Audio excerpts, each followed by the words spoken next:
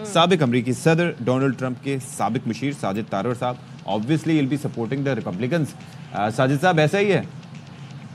बिल्कुल definitely sir, मैं कहता हूँ कि अब तो चंद घंटे रह गए हैं मेरे ख्याल में, will be a new chapter and Donald Trump will be definitely going to the White House. नहीं, what would be the deciding factor this time के मतलब कैंपेन में क्या ऐसी चीज जी इस दफा देखें, पहली दफा हिस्ट्री में ये हुआ है कि प्रेसिडेंशियल कैंडिडेट के ऊपर 2 कातलाना हमले हुए।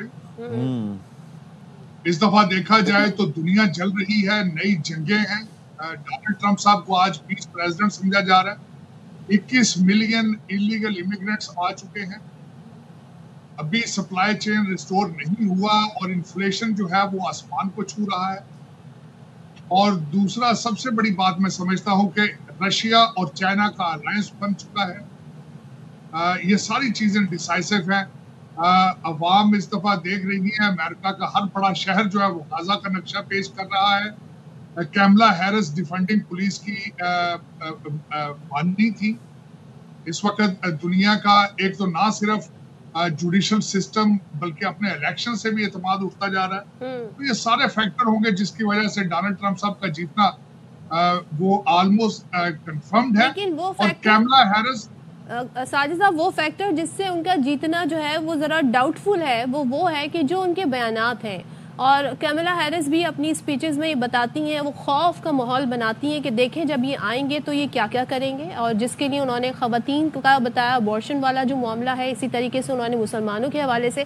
और ख़ुद डोनाल्ड ट्रंप का जब ये बयान आता है कि जी वो होते ना तो अभी तक वो ये मामला हल करा चुके होते, यानी वो इसराइल को जोर देते कि भाई ख़त्म करो ये वॉर। तो इससे उनकी एक aggressive policy towards Palestine and Gaza नज़र आती है। जबकि इसके बरक्स हमें फिर भी कैमला हैरिस के बयानात में टूवर्ड्स गाज़ा गो कि हमें पता है पॉलिसी वो रहेगी, लेकिन कहने की हद तक कुछ एम्पैथी हमें नजर आती है जो डोनाल्ड ट्रंप की तरफ से नहीं आती। इसी तरीके से वो बहुत सारे इश्यूज हैं, इमिग्रेंट्स के इश्यूज हैं, जिसपे वो कहती हैं ये आकर आपके साथ जो करेंगे तो वो आप फिर देखेंगे। देखिए, जरा हकीकत अगर देखा जाए तो रिपब्लिकन या डोनाल्ड ट्रंप साहब is not an anti immigration, लेकिन हम लोग इस चीज पे बिलीव करते हैं कि लोगों को फ्रंट डोर से आना चाहिए बजाय कि दीवारें प्लान कराएं। और दूसरे जो भी अमेरिका में लोग आते हैं उन्हें अमेरिकन वैल्यूज और कल्चर की रिस्पेक्ट करनी चाहिए। अब यहाँ पे एक और बात यहाँ पे देखनी चाहिए कि कैमला हैरिस अगर जीतती हैं तो ये एक्सटेंशन होगी बराक ओबामा की पॉलिसीज की। और तकरीबन पिछले 12 साल से बराक ओबामा एस्टेब्लिशमेंट को कंट्रोल कर रहे हैं। अगर वो जीतेंगी तो ये अमेरिका के अंदर रैकेट बनेगा कि एक आदमी जो है वो पिछले 20 साल से पूरे 20 साल अमेरिका को चलाएगा। और this is not fair, is not a democracy. अगर आप देखें तो इस वक्त कैमला हैरिस के लिए सबसे बड़ा इशू अपने आप को बाइडन पीरियड की जो नाकामियां हैं उससे डिस्टेंस करना है, जो कि बहुत मुश्किल है because she is still part of the White house. अच्छा, वैसे एक चीज बताइएगा, आपकी नजर में ये पार्टीज ज्यादा मैटर करती हैं when it comes to the presidential election, या फिर पर्सनैलिटीज ज्यादा मैटर करती हैं अमेरिका में? मेरे ख्याल में दोनों चीजें हैं। इस वक्त अगर देखा जाए तो कंट्री सीरियसली डिवाइडेड है। फार लेफ्ट है जो कि सोशलिस्ट एजेंडा है, और दूसरी साइड पे फार राइट है जो कि एवेंजलिस्ट वोट है, क्रिश्चियन वोट है। मिडिल ग्राउंड मौजूद नहीं है। रेशली डिवाइडेड है कंट्री, और it's exactly the same thing like is in Pakistan.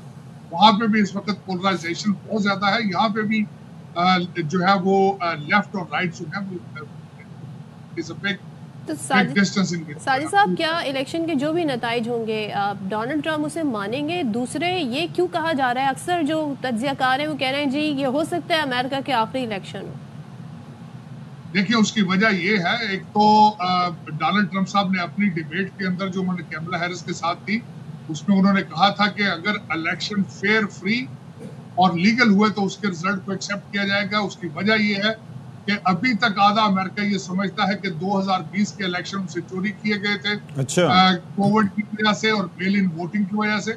और दूसरा, आखिरी इलेक्शन इसलिए हो गए कि 21 मिलियन लोगों को बुला के इस वक्त जो स्विंग स्टेट है वहां एडजस्ट किया जा रहा है। और अगर उनको किया जा रहा है, अगर ये सारी उनकी ये कोशिश कामयाब हो जाती है तो उसके बाद रिपब्लिकन पार्टी अमेरिका से परमानेंट खत्म हो जाएगी और फिर ये आखिरी फेयर इलेक्शन। अच्छा, एक चीज मुझे ये बताइए साजिद साहब कि ये जो कैंपेन है ये बड़ा मैटर करती है। अब डोनाल्ड ट्रंप साहब ज़ाहिर है कि फंडिंग हासिल करने में बड़े एक्सपर्ट हैं और इसके अलावा खर्च भी करते हैं, लेकिन कैमला हैरिस ने बड़ी एग्रेसिव कैंपेनिंग की और कहा यह जा रहा है अब तक की इतलात के मुताबिक कि उन्होंने दुगना खर्च किया है कैंपेनिंग पे, इश्तिहारात पे, इन चीज़ों पर, और ये बड़ा की फैक्टर हो सकता है खासतौर पर स्विंग स्टेट्स में।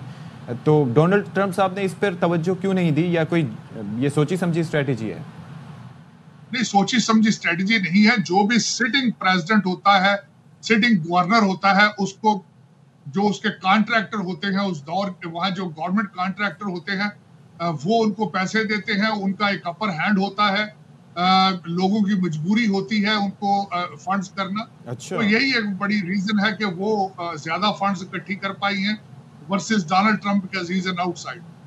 तो और ये भी बताइएगा, पेंसिल्वेनिया के ऊपर सबकी नजरें, आपके ख्याल में वो कौन से डिसाइसिव फैक्टर हैं जो अगर क्लोज नेक टू नेक मुकाबला होता है तो कौन से फैक्टर्स ऐसे हैं जो फैसला कुन साबित होंगे, डिसाइसिव होंगे? देखिए, इस वक्त अगर देखा जाए तो पेंसिल्वेनिया में रिपब्लिकन पार्टी जो है वो काफी कॉन्फिडेंट है। इस वक्त तकरीबन 39% जो वोट डाले गए हैं, अर्ली वोटिंग हुई है, उसमें 39% डेमोक्रेट थे जबकि रिपब्लिकन 49% है। इस वक्त डेमोक्रेट पार्टी की आखिरी होप रह चुकी है कि फिलाडेल्फिया में अफ्रीकन अमेरिकन उनको अगर वोट दें तो चांस बन सकता है, वरना वो इलेक्शन लूज कर जाएंगे। But Pennsylvania is a decisive state. अच्छा, उसके अलावा जो 7 ये रियासतें हैं जिनका हम तस्करा करते हैं, उनका उसके हवाले से ट्रंप साहब या आप बिल्कुल कॉन्फिडेंट हैं कि वो बाकी रियासतें अलॉन्ग विद पेंसिल्वेनिया आपको ही वोट करेंगी या आपके हक में ही अपना वजन डालेंगे? उसकी इशफाक साहब सबसे बड़ी रीजन ये है कि इस वक्त अगर देखा जाए on ground reality, Biden administration के 4 साल, अगर मैं ये सवाल करूं किसी भी डेमोक्रेट से कि आज बाइडेन कहां है और अगर वो इलेक्शन लड़ने की सलाहियत नहीं रखते तो अमेरिका कौन चला रहा है, और कैमला हैरिस से बार बार ये क्वेश्चन किया गया है कि how would you be different than the Biden, तो उसका जवाब वो देने से कासर रही है। तो यही एक बड़ा मैटर है कि still you are sitting in a White House and you are promises कर रहे हैं, नए प्रॉमिसेस। जब आप आज कुछ नहीं कर सके तो कल किस तरह डिलीवर कर पाएंगे, ये एक बहुत बड़ा फैक्टर है।